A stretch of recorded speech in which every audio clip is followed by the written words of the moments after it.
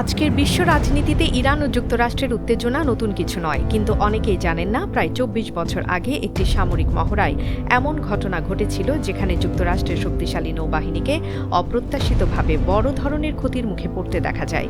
ঘটনাটি ঘটেছিল ২০০২ সালে, যখন যুক্তরাষ্ট্র তাদের সামরিক সক্ষমতা পরীক্ষা করার জন্য ইতিহাসের অন্যতম বড় ও ব্যয়বহুল সামরিক সিমুলেশন পরিচালনা করে। এই মহড়ার নাম ছিল মিলেনিয়াম চ্যালেঞ্জ 2002।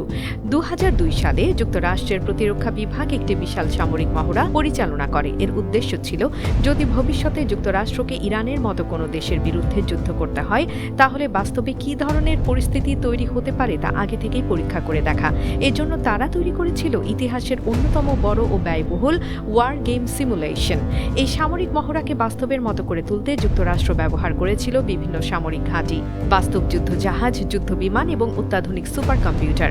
এই প্রতিপক্ষ বাহিনীর নেতৃত্বে ছিলেন মার্কিন মেরিন বাহিনীর অবসরপ্রাপ্ত অভিজ্ঞ জেনারেল পল ভ্যান রিপার।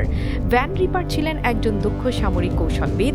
তিনি বুঝতে পেরেছিলেন যে যুক্তরাষ্ট্রের সবচেয়ে বড় শক্তি হল তাদের উন্নত প্রযুক্তি। যুক্তরাষ্ট্র সাধারণত প্রতিপক্ষের ফোন কল, রেডিও সিগন্যাল কিংবা স্যাটেলাইট যোগাযোগ খুব সহজেই শনাক্ত করতে পারে।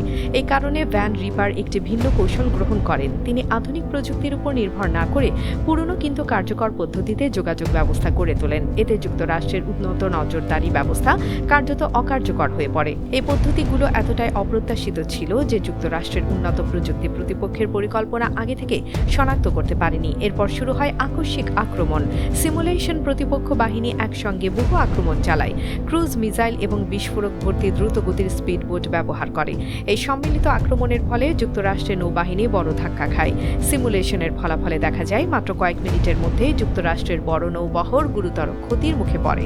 একাধিক যুদ্ধজাহাজ অকার্যকর হয়ে যায়। একটি এয়ারক্রাফট ক্যারিয়ার সহ বেশ কয়েকটি গুরুত্বপূর্ণ জাহাজ ডুবে যাওয়ার মতো পরিস্থিতি তৈরি হয়। কারণ এত উন্নত প্রযুক্তি থাকা সত্ত্বেও প্রতিপক্ষের অপ্রত্যাশিত কৌশলের কারণে তারা দ্রুত ক্ষতির মুখে পড়েছিল।